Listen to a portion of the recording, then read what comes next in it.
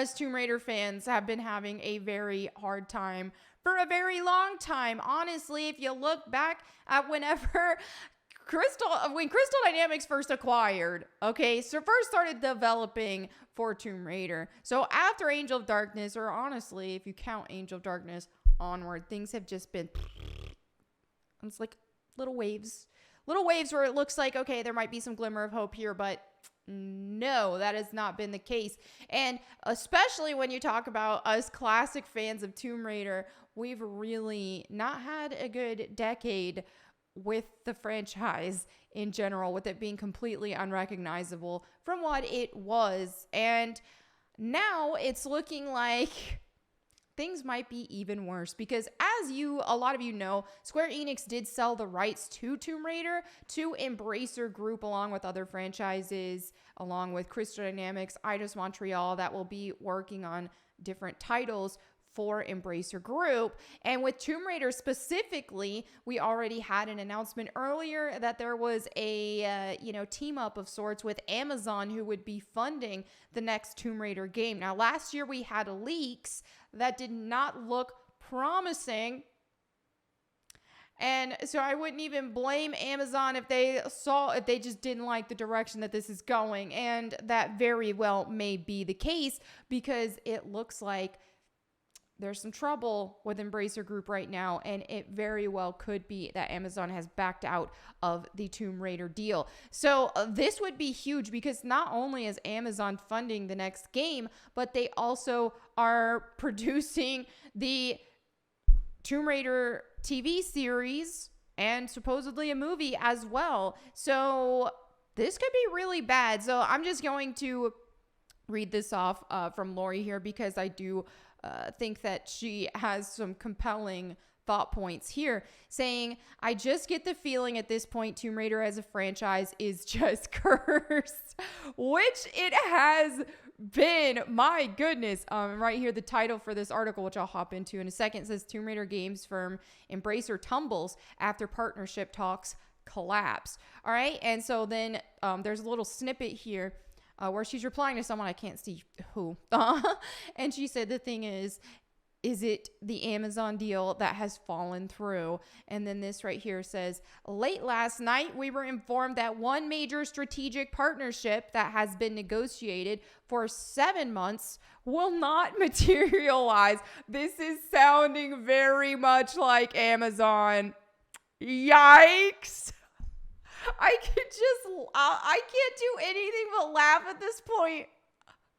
Yikes. Okay, it said in a statement, the deal being negotiated included more than $2 billion in contracted development revenue over 6 years, it said. Guys, I am almost certain this is Tomb Raider. What else? Oh, yikes. Oh my goodness. No, we're not going to turn ad block off for this. All right. So let me not blind you guys. Oh my goodness. I didn't read all this before, so I'm just I'm just soaking it all in right now. Okay. Tomb Raider games firms Embracer tumbles after partnership talks collapse. Stockholm, May 24th. Swedish games group Embracer on Wednesday said a large planned strategic partnership had fallen through unexpectedly, and that it had lowered its profit guidance, sending shares into a tailspin. The developer, which last year bought several development studios and the intellectual property rights to a number of games, including a new Tomb Raider game, said that the deal would have set a new benchmark for the gaming industry. I don't know, it sounded like Amazon. Amazon's got the bucks. So I don't know. I guess there could be a scenario where, hey, they wanted to work on Amazon for something else, like Legacy of Kain or whatever, and then that one fell through, but I don't know. Given that we've already had the announcement of Tomb Raider, I think that's probably it. Late last night, we were informed that one major strategic partnership that has been negotiated for 7 months will not materialize, it said in a statement. So the Amazon announcement was what, 3-4 months ago, something like that. somewhere around that ballpark. I made a video on it. I can't remember exactly.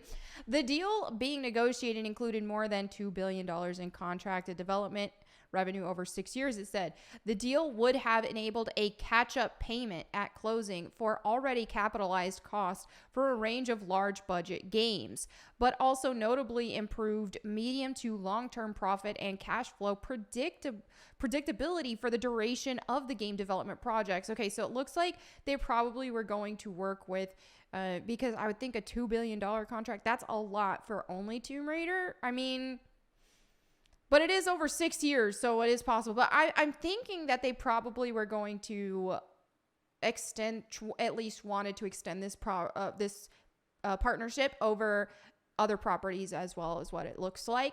But it was seemingly solidified with Tomb Raider, but maybe that's not the case anymore. So shares in Embracer were down 40% at 7:53 GMT, hitting an all-time low, with analysts saying the drop was due to the news of the deal as well as the lowered outlook. Hit by game delays, weaker demand, and lackluster reception for some new games, Embracer on Wednesday reported a fiscal full-year adjusted operating profit of 915 million crowns, 90.1 million. Okay. Roughly matching a profit warning issued last week. It said that on top of the partnership deal falling through, it had to postpone planned releases of a number of games under development, cutting as a result its adjusted profit forecast for the current year to 7 through 9 billion crowns from 10 to 14 billion seen previously. Embracer declined to say who the potential partner was. $1 equals 10 Swedish crowns. Okay, thanks for that. It gives a lot more context because I'm like, okay, crowns. Anyway, this is looking like a giant mess. I think Tomb Raider specifically, and you know, who's to say if this is even about that, but it's very much looking like that. I don't see what else this could be if not about Tomb Raider. But here's the thing is what we've seen, we had leaks that dropped last year that were abysmal, really upset the community. Now, the community's been pretty divided ever since the reboot, especially. And there's been a lot of clashing among classic fans and reboot fans, but we're even seeing a turn from reboot fans that are starting to even get sick of it. They're like, wait a minute, okay, let's go ahead and see Lara Croft be Lara Croft again. This was a fun detour, right? And those games are good games, but they're not Tomb Raider, and that's not Lara Croft.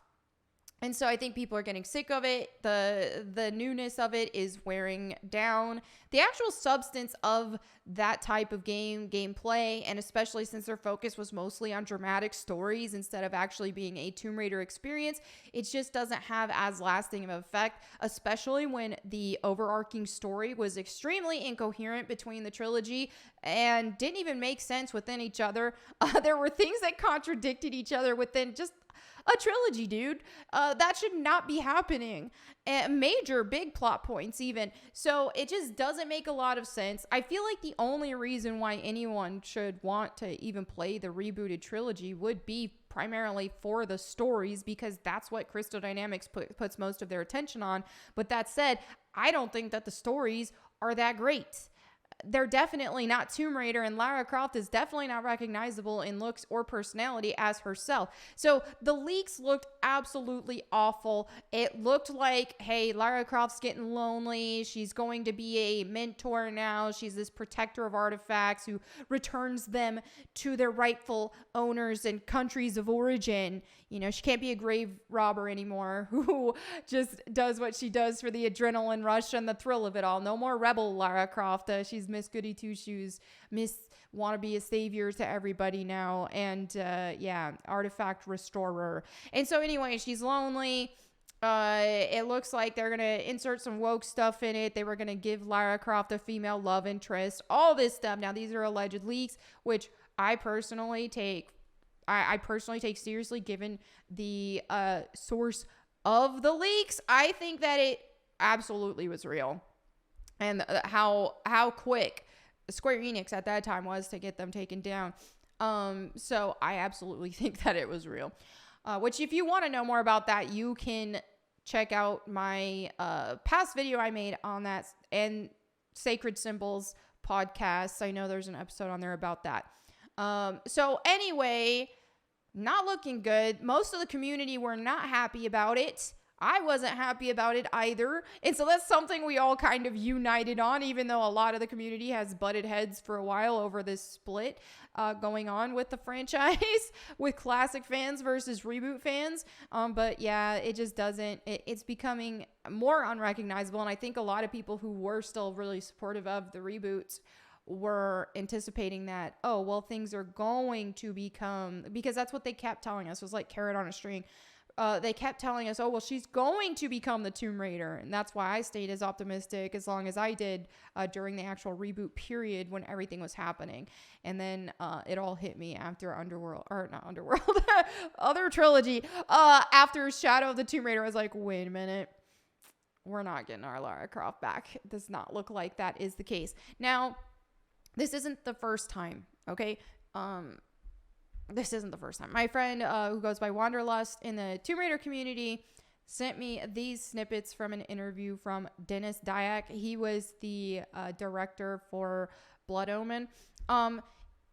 He said, we created the first, as y'all know, like Crystal Dynamics developer, he says, we created the first Legacy of Kain. We came up with all the content, all the story. But in the end, we moved away from that series. Crystal Dynamics tried to take it over. Notice this is a pattern with Crystal Dynamics. They take franchises, they take titles, and they do their own thing with it. They don't care about the fans. They don't care about the creators, all that stuff. They just, heck, I'm trying to like scroll through these pictures, and for some reason that's not gonna work. Hold on, let me pull this up. Give me a second. But yeah, anyway, let's pull up this next one. So here we have a one-up interview. Legacy of Kain, where it is right now, so diluted, so dysfunctional. As a property itself, it's pretty much gone in a completely different direction that we would have ever taken it. When we were doing Legacy of Kain, we had a lot of research into vampire mythology and a lot of ideas on where we were going, which sounds awesome. I freaking love vampires. Crystal Dynamics merged in this entirely different game that had nothing to do with the series and then slapped the IP on it. And that's where Soul Reaver came from. I mean, you could use this exact line with Tomb Raider as well. Crystal Dynamics merged this entirely different game and that had nothing to do with the series and then slap Tomb Raider on it. You could say the same thing. This is a pattern from them. That was just a weapon in the game.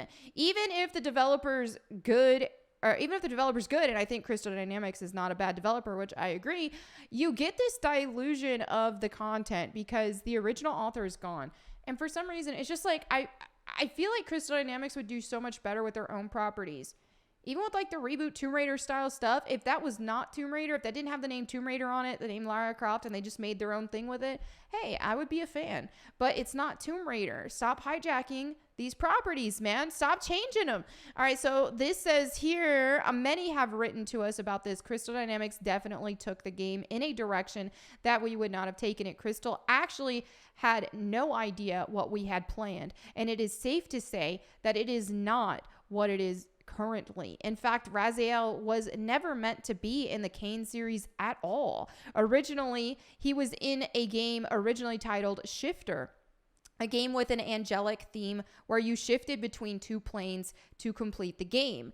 Crystal Dynamics did not have confidence that this game would do well as an original title, so midway through the development cycle, they slapped Legacy of Kain title on it, gave Raziel the Soul Reaver, and went on to call it Soul Reaver.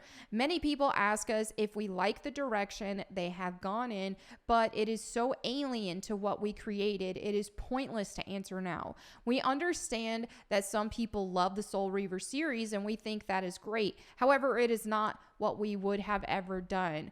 This just sounds very much like Tomb Raider as well. There's a lot of fans of the Legend trilogy as well as the reboot trilogy.